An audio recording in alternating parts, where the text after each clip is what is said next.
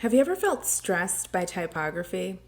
I know that's kind of a strange thing to say, but maybe you've dabbled in design or been tasked with creating visually appealing content or social media content, and when it comes to type fonts, you find yourself lost in the abyss of terms like hierarchy, serif, sans serif, kerning, leading, alignment. This mini course is here to help. Whether you're a complete beginner or someone looking to sharpen your design skills, this typography course will help clarify the art of type and equip you with the knowledge you need to create stunning designs. Hey everyone, I'm Rachel, a website designer from RAYROCK Design. I've been a graphic and website designer for over 10 years, and having honed my craft over the years of study and practical application, I understand the importance of mastering the basics so you have the foundation to rely on when you're designing. When I studied at the Pratt Institute of Art and Design over 16 years ago, I took over 6 semesters of typography. It wasn't always fun. I remember in the beginning, my typography teachers had us handwriting typefaces daily in journals that would then get reviewed. The idea was to become more familiar with noticing the subtleties of type, that typography is all around us, and to simply become more vigilant and focused on it. But for this course, I've distilled the essential knowledge you need to know to help you grasp the core concepts effectively. And not to worry, you do not need to be doing typography journals daily, unless you're so inclined. In this mini course, we're going to go over what typographic hierarchy means.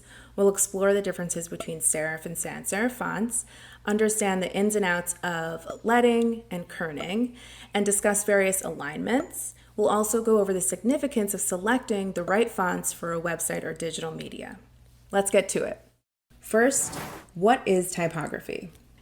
Typography is the art and technique of arranging type to make written language legible, readable, and visually appealing when displayed.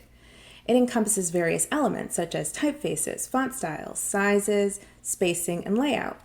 Typography plays a crucial role in graphic design, branding, advertising, and digital media. It influences how information is communicated and perceived by viewers. At its core, typography involves the selection and arrangement of typefaces or fonts to convey a particular message or evoke a specific mood or tone.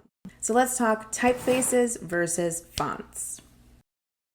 Typefaces are sets of characters, letters, numbers, symbols, with consistent design attributes including letter forms, weights, and styles such as italic or bold, and proportions. Fonts, on the other hand, refer to specific variations within a typeface family, such as Arial regular or Arial bold. That may seem confusing because the two terms get used interchangeably these days, but there's actually a subtle difference between fonts and typefaces.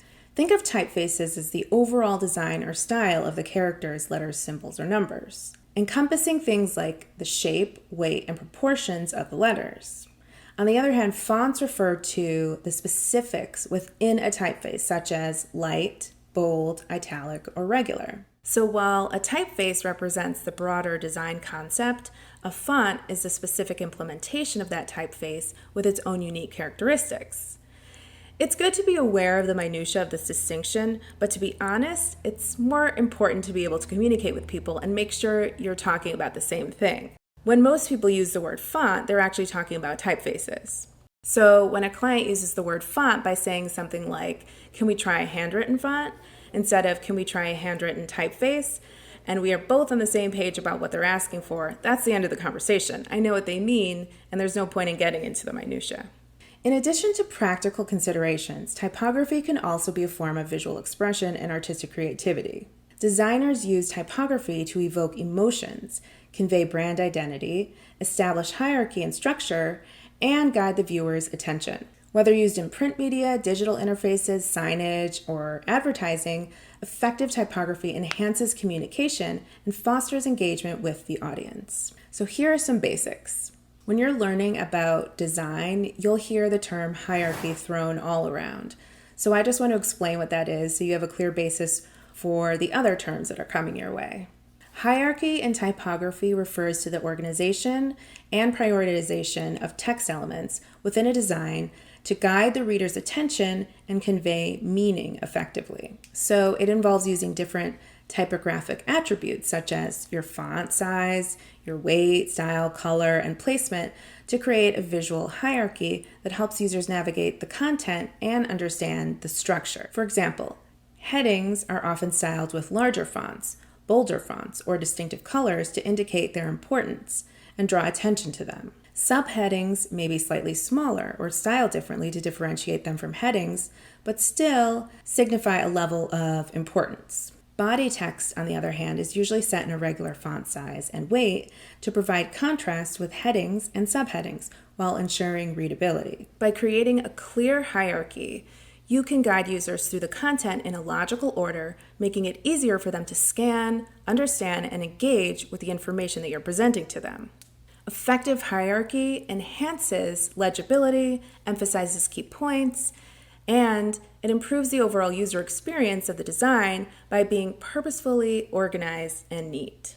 Typefaces or fonts can be divided into two main categories: serif and sans serif. Serif fonts have little decorative lines at the ends of the characters like Times New Roman, Baskerville, or Georgia. They're often considered more traditional and formal. Serif fonts trace their origins to inscriptions carved into stone during the Roman Empire. The serifs were added to the ends of each stroke to make the text more legible and aesthetically pleasing. Similarly, today, serif fonts are commonly used in print media, like for books and newspapers, magazines, due to their readability and classic appearance. The serifs in these fonts can help guide readers' eye along the text, making them ideal for longer passages of content. Some people prefer serif fonts for body text and printed materials, as they seem to make it easier to read. Sans serif fonts, as the name suggests, lack the decorative strokes known as serifs at the end of the characters. This gives them a cleaner and more modern appearance compared to serif fonts. Sans serif fonts are often associated with simplicity and minimalism and clarity, making them a popular choice for digital interfaces, signage, and branding materials. They're particularly well suited for use on screens due to their readability at smaller sizes and their ability to maintain legibility even on low-resolution displays. Sans serif fonts emerged in the late 18th century, but gained popularity in the early 20th century, particularly with the rise of modernism and the Bauhaus movement. They were seen as a departure from the ornate and decorative serif fonts of the past, representing simplicity, clarity, and efficiency. Some examples of sans serif fonts include Arial, Helvetica, and Open Sans. Sans serif fonts are versatile and can be used for both body text and headlines, depending on the design aesthetic and your target audience. They convey a sense of modernity and straightforwardness, making them a popular choice for websites, advertisements, and user interfaces where clarity and readability are really important. Next, let's talk about kerning and leading. Kerning refers to the adjustment of space between individual letters or characters in a font. It's crucial for achieving balance and visually appealing typography. Kerning ensures that the spacing between letters is consistent and harmonious, preventing awkward gaps or overlaps that can detract from the aesthetics or the readability of the text. I recently learned that the concept of kerning dates back to the early days of movable type printing in the 15th century, when metal typefaces were manually arranged letter by letter. Printers began noticing that certain combinations of letters, such as AV or WA, appeared visually awkward due to excessive space between them. So to address this, they manually adjusted the position of individual metal letters to create a more visually balanced appearance. Formalized kerning, as we know it today, didn't emerge until digital typesetting became a thing in the mid-20th century. With the rise of photo typesetting and computer-based typography in the 1960s and 70s, designers gained much greater control over letter spacing through various software programs. The digital era revolutionized kerning by allowing designers to adjust letter spacing with the precision and ease of a click of a mouse. Typography software provided intuitive tools for adjusting kerning pairs, specific combinations of letters, to achieve optimal spacing and improve overall legibility and aesthetics. Just like in the 15th century, in digital typography, certain pairs of letters sometimes still require adjustments to their spacing to improve legibility and visual flow. Letters like AV and WA often still need to be kerned closer together to avoid excessive white space between them. Kerning is typically adjusted manually by designers to achieve the desired spacing between specific letter pairs, especially in things like logos. These days, you may have noticed a trend towards wide letter kerning, especially in car logos and branding. This style, characterized by increased spacing between letters, conveys strength, modernity, and luxury. The trick, which you'll learn by playing around with kerning, is how to add space between letters and also uphold cohesion and legibility. You don't want to space the letters too far apart and not be able to read the text at a glance. Wide kerning reflects a broader shift towards minimalist design principles, emphasizing clarity and elegance and innovation in logo and branding design. Okay, moving on to leading. Leading has an interesting origin. It also comes from the days of metal type, where thin strips of lead were inserted between lines of type to increase the vertical space between them. This practice gave rise to the term leading, which is now commonly used in digital typography to refer to the vertical space between lines of text. So when you adjust the leading in your design software, you're essentially mimicking the traditional method of adding space between lines of type using lead strips. Increasing or decreasing the leading means adjusting the line spacing or line height. It's the vertical space between the lines of text. Proper leading is pretty important for readability and aesthetics because it affects how text is perceived and absorbed by your readers. If you don't have enough leading, it often makes the text feel cramped and becomes pretty difficult to read, while too much leading can cause lines of text to appear disjointed and disconnected. The optimal leading value depends on various factors, including the font size, the line length, and the type of content. In typography, leading is measured from the baseline of one line of text to the baseline of the next line of text. It's typically expressed as a multiple of the font size, such as 1.2 times or 150%. Adjusting the leading allows designers to create text layouts that are visually balanced and comfortable to read across different media and contexts. Okay, let's go over alignment. Alignment in typography refers to the positioning of text relative to a specified reference point or axes. Proper alignment is essential for creating visually appealing and easy-to-read text layouts. There are 4 primary types of alignment used in typography: left, right, center, and justified. Left alignment, or flush left, is where text is aligned along the left margin, creating a straight edge on the left side while the right side remains ragged. Left alignment is commonly used in body paragraphs and blocks of text in Western languages because it provides a clear starting point for each line and facilitates reading from left to right. Right alignment, or flush right, is where text is aligned to the right side margin, creating a straight edge on the right side while the left side is ragged. Right alignment is less common in typography and is typically used sparingly for stylistic purposes or in specific design contexts. Center alignment is where text is centered between the left and right margins, creating an even visual balance on both sides. Center alignment is often used for headlines, titles, and short blocks of text where symmetry and emphasis are desired. It can be challenging to maintain consistent spacing between words and lines with center-aligned text, which may affect readability. Justified alignment. So that's where the text is aligned along both left and right margins, creating a straight edge on both sides. Justified alignment distributes spacing between words and characters to fill the entire line width, resulting in a clean and uniform appearance. It's commonly used in newspapers, magazines, and formal documents to create a polished and professional look. But justified text can sometimes result in awkward spacing or excessive hyphenation, especially in narrow columns or with variable width fonts. Alignment plays an important role in typography design, influencing the overall readability, visual hierarchy, and aesthetic appeal of text layouts. Designers tend to consider alignment choices based on the specific content, context, and design objectives to create effective and visually pleasing typographic compositions. Okay, so those are the basics of typography, and now I want to touch on choosing fonts for websites.